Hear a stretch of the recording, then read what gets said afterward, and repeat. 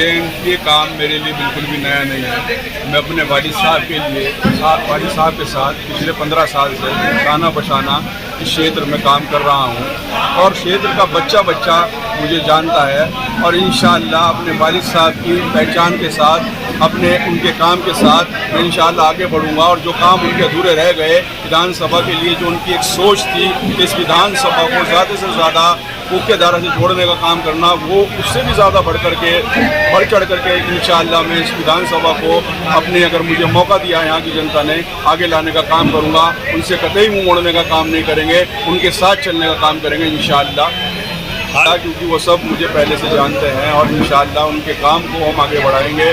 तो इंशाअल्लाह वो मोहब्बत, वो जोश, हमें उम्मीद है ऐसे ही हमेशा इंशाअल्लाह हमारे साथ सरपरस्ती के तौर पे बना रहेगा। तो मैं आपको बता दूं, पहली बार नहीं, इससे पहले भी 2 मीटिंगें वालिद साहब के इंतकाल के बाद हो चुकी है और उसमें भी माशाअल्लाह यही जोश, यही खरोश देखने को मिला था। आपने देखा होगा कि 15 जनवरी को भी हज़ारों की तादाद में लोग यहाँ पहुँचे थे। ख़ास तौर से ऐसी समाज माशाअल्लाह बहुत उत्साहित है और वो चाहते हैं कि ये जो बाकी बचे 3 साल हैं ये हमारे वालिद साहब को, उनको सम्मान के तौर पर वो देना चाहते हैं और इंशाअल्लाह हम भी शाना बशाना हिम्मत के साथ आगे बढ़ेंगे। हमें पूरी उम्मीद है कि हमें मैंडेट पुनः यहाँ की जनता पहले से भी बढ़ के देने का काम करेगी इंशाअल्लाह। अभी करना होगा इंशाअल्लाह, हम इसका जवाब देंगे। और ये बहुत गलत बात उन्होंने कही, क्योंकि जब किसी का इंतकाल हो जाता है तो उसके परिवार की हौसला अफजाई करनी चाहिए और वो हमारे वालिद मरहूम को गलत सलत बात कह करके हमें डिमोरलाइज करने का काम कर रहे हैं। ये हमारे साथ कहीं ना कहीं नाइंसाफ़ी है। हम इसे कहीं पर भी जहाँ होगा, क्षेत्र के अंदर या फिर मंगलौर के अंदर, हमारे कस्बे के अंदर, सब जगह इसे उठाने का काम करेंगे, क्योंकि ये बहुत गलत बात उन्होंने कही है। उठाने का मकसद सिर्फ इतना है कि आने वाले समय में कोई किसी को इस तरीके से ओछी बातें ना करे। राजनीति है, उसको गंदी स्तर से नहीं करना चाहिए। ये नहीं सोचना चाहिए कि भाई हमें सिर्फ कुर्सी चाहिए, कुर्सी के लिए हम कुछ भी करेंगे, ऐसा नहीं है। कुर्सी चाहिए तो लोगों का काम भी करना चाहिए, जो हमारे वालिद साहब ने पिछले 45 साल में करके दिखाया। कुर्सी हो या ना हो, उन्होंने हमेशा यहाँ की जनता का पूरा काम किया है और हमें उम्मीद है कि इंशाअल्लाह जो मोहब्बत हमें मिलती रही है वो आगे भी हमारे साथ कायम रहेगी। एक प्रोपेगेंडा है, जब वो चुनाव में कुछ लोग आते हैं, कुछ लोग जाते हैं। आज आपने देखा कल्लू कुरैशी जी, इससे पहले जो है सदर साहब, उससे पहले जो है हमारे चौधरी भूरा साहब और बहुत सारे लोग जिन्होंने मुझे समर्थन दिया है वो हमारे साथ जुड़ रहे हैं। वो पहले उनके साथ थे, कांग्रेस में थे, आज उन्होंने बसपा ज्वाइन कर ली है। चुनाव में कुछ लोग आते हैं, 2 आते हैं तो 10, 2 जाते हैं तो 10 आते भी हैं, ऐसी बात नहीं है। हम पहले भी मजबूत थे, हम आगे भी मजबूत रहेंगे और चुनाव इंशाअल्लाह जीत कर ही दम लेंगे। साथ रही और उससे जाकर रह रही जितने सहयोग पहले के आपसे ज़्यादा सहयोग करें।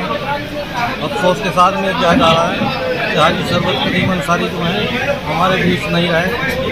उनके बच्चे हैं, उनसे ज़्यादा मदद करें, जितनी उनके साथ में सहयोग किया था उनसे ज़्यादा सहयोग करें। किसान यूनियन पहले भी इनकी साथी मोन्टी हरगे शरबत करीम जी के, और भाई पहले भी इन्होंने किसानों पर फूल बरसाए, बॉर्डर पर से भी लेकर आए हम।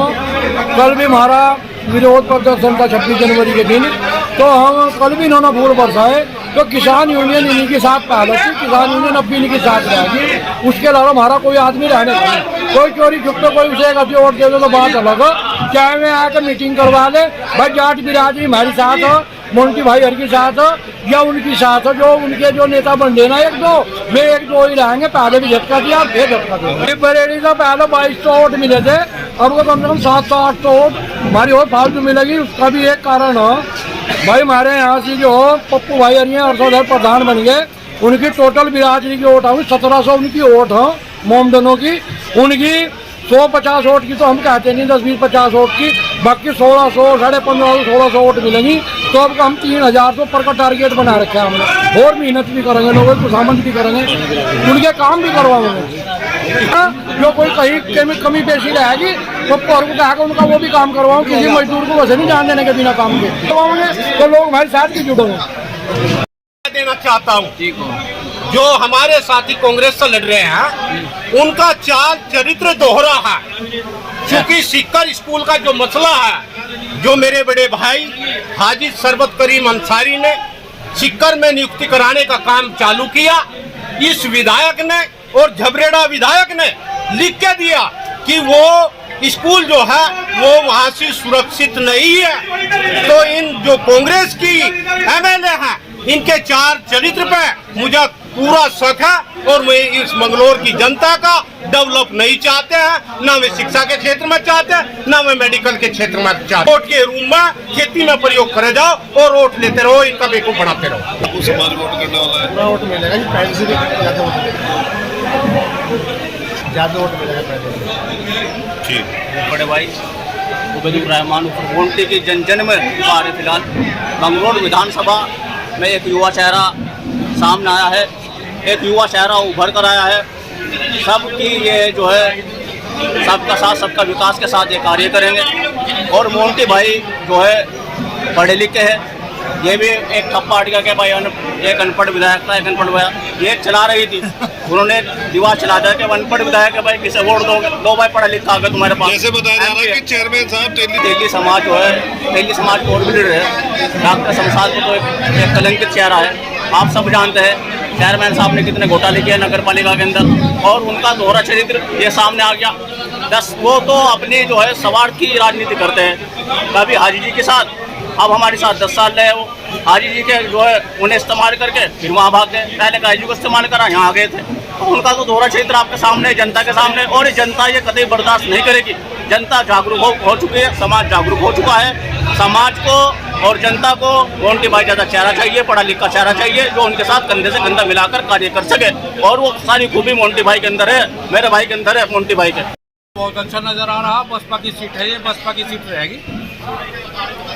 मजबूत है बसपा, बसपा कहीं कमजोर नहीं है।